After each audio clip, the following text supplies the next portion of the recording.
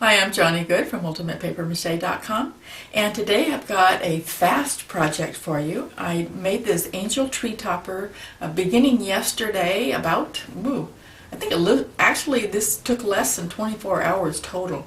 I do have a really warm place for her to dry, and that really helped.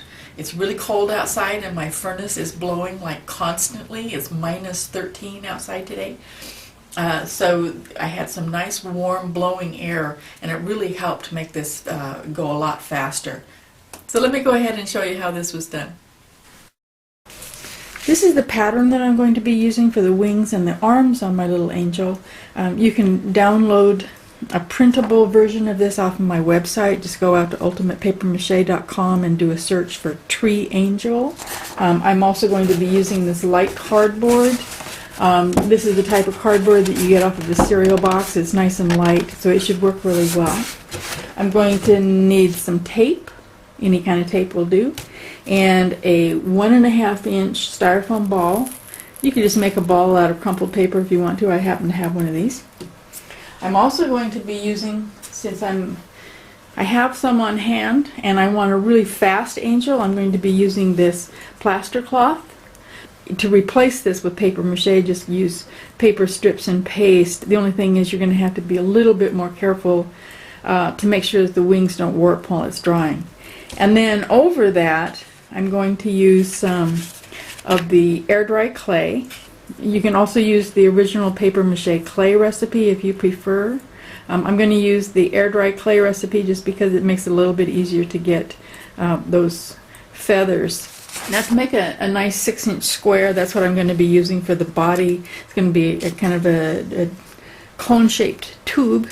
So I measured this at 6 inches, just a plain old sheet of paper. I folded it over at the 6-inch spot. Fold this up so that it's even. And now if I cut right along here, I'll have a square. Then I'm going to just fold it again. A little bit of origami here, I guess. Fold it again this way. I'm going to find the center point right there, and I'm just going to cut from the wide end to the center of the other end, and then what I want to do is just cut it just a little bit off of that corner. This is going to be the front, and it'll give me a nice spot for the head to sit, because I want it facing just a little bit forward. She's going to be up on top of the tree. I want her looking down at us. I'm just going to go ahead and cut this out, both the wings and the arms. Now I'm not going to separate these two hands because they're going to be folded up in prayer. So just cut around there. Don't cut the line between the two hands.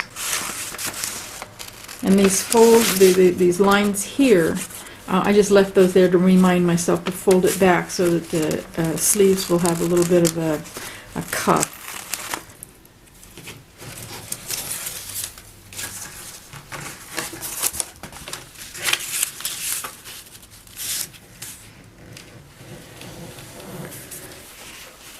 When you're cutting out the wings, don't get too carried away about trying to save every single tip of a feather, because no matter whether you use paper mache or plaster cloth, you're still going to lose a lot of that detail. We'll put them back in when we use the paper mache clay, but for the actual pattern itself, it really doesn't matter if you lose a little bit of some of the points. I didn't even bother to trace those on particularly careful because I knew they were going to get lost anyway.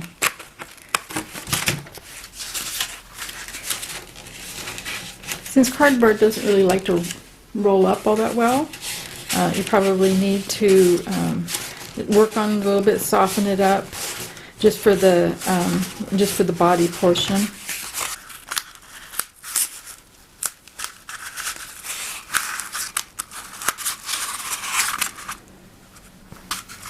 Now, I don't know why that didn't come out evenly, but I'm not worried about it because I'm just going to cut off that little extra tail anyway.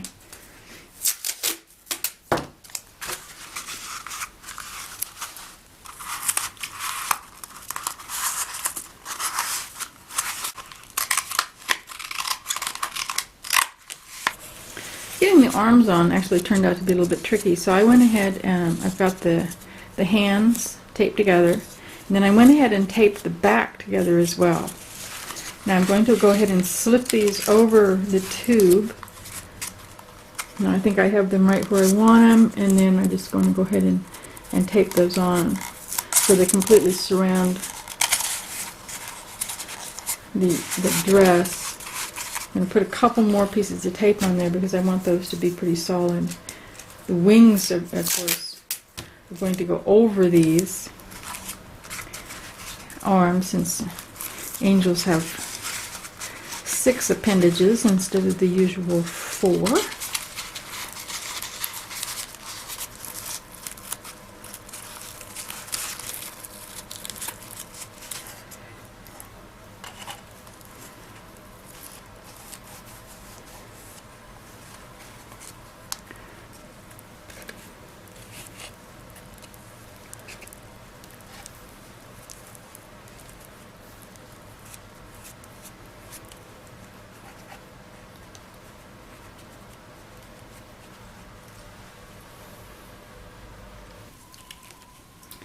Now I'm just going to use a twist here to kind of define the edge of her hair.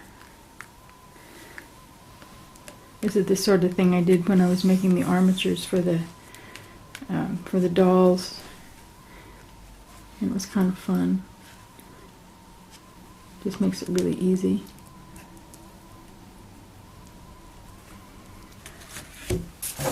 I let her sit over the furnace vent for about maybe 20 minutes. Now it's perfectly hard. I'm going to get out my air dry clay, and I'm going to go ahead and cover this entire thing, like I said, with a really, really thin layer. If you use the original paper mache clay recipe, you could go ahead and use a knife to spread on a paper thin layer of the paper mache clay. The air dry clay recipe makes it just a little bit too thick for that, and so it's a slower process. But it's also going to be a little bit easier to make those feathers. Now I'm adding a new piece, and I'm making really, really sure to blend that right there at that joint. I want the new bit of air dry clay to blend in perfectly with the older one, because otherwise the 2 pieces will dry and shrink just a little bit, and they pull apart right at that joint. So now I'm just smoothing it off a little bit. I don't want to be, you know, like porcelain smooth or anything, because I do want it to be kind of I want it to have just enough texture to pick up a little bit of brown glaze, but I don't want it, you know, I don't want it to look like stucco or anything either. Now I'm making really sure that new pieces are blended in really well with the old ones so they don't pull apart when they dry, and I'm trying to make these edges where it goes onto the wing, since I don't want to do the wings quite yet, and I don't want that part to get real heavy, you know, but real thick when I add the second piece over it. I'm just going to let this dry and then add the rest of the clay here. So this needs to be blended down as thin as I can get it, so they don't end up with an odd ridge right there.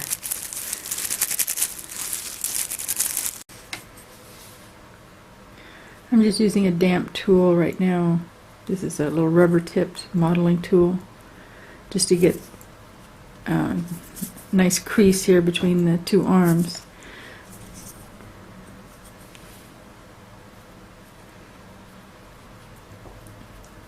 This area here where the 2 pieces came together got, it didn't want to meld together very well, because this part had gotten dry when I went downstairs to get something out of the oven.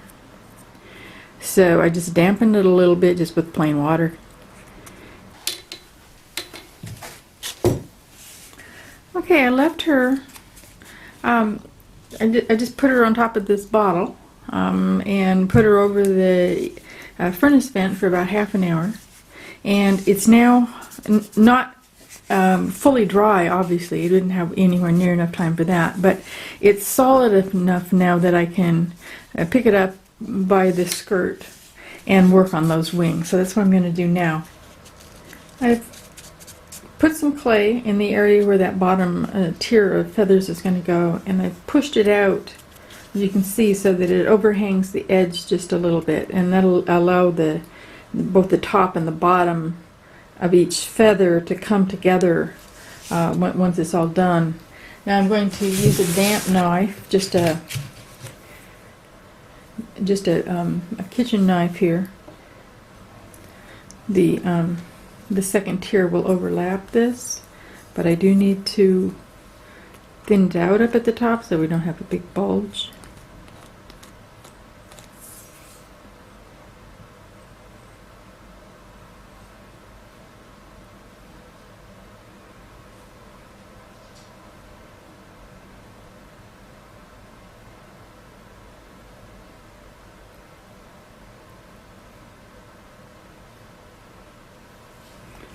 Okay, let it sit for about, 15-20 minutes again. This is not dry, but it is hard enough that I can work with it without messing anything up. Now what I'm doing now is I'm just putting a little bit of water right on that leading edge, and that's helping the new wet clay stick to the older one. And now I just go ahead and do just like I did before.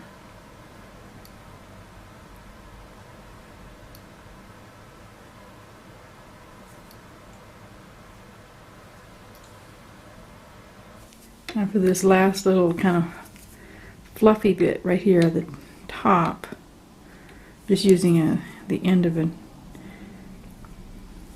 pen there. Now I'm going to go ahead and do the other side, of course. Let it all get dry. I'll let it dry overnight, actually. Just as soon as I get the other side done. It'll basically be finished as far as the actual sculpting goes. She's all dry now. I let her sit over a heating vent all night. That means it had nice, warm, dry air moving over it. And since it was minus 18 or something last night, the furnace was on most of the time. If you don't have that kind of situation where you can put her in front of moving hot air, it's probably going to take her longer to dry. I did weigh her. She weighs just about 7 ounces, so it's not too bad. I used this Krylon Clear on her. I just sprayed it. I'm going to be using a glaze, and I didn't want it to soak in. Then I mixed up some of my golden acrylic glazing liquid and some raw umber and a wee bit of this very old Lumiere opalescent pearl white. It was kind of dried up, but I wanted just a little bit of a sparkle, and I'm going to be using this as a glaze and then wiping it off with a paper towel. Now, since I only just want just a hint of color, there's very little raw umber in there. I actually would have used burnt umber if I had any, but I'm all out. So I'm just putting her on, just brushing it on. Now I'm going to pull it off. You'll just leave it just so that it highlights those shadows. Using just a paper towel, dry paper towel. You can use a damp paper towel if it looks like it's adding too much color. You can pull almost all of it off with a damp paper towel. Very subtle, but I think it's really working nicely. I'll go ahead and finish the rest of her. Let it dry. Put on one more coat of the Krylon Clear, and she's done. So there she is, all done. I hope you enjoyed this video, and if you happen to make an angel of your own or anything else, we want to see it. Please come over and show it off, ultimatepapermache.com. I'll see you there.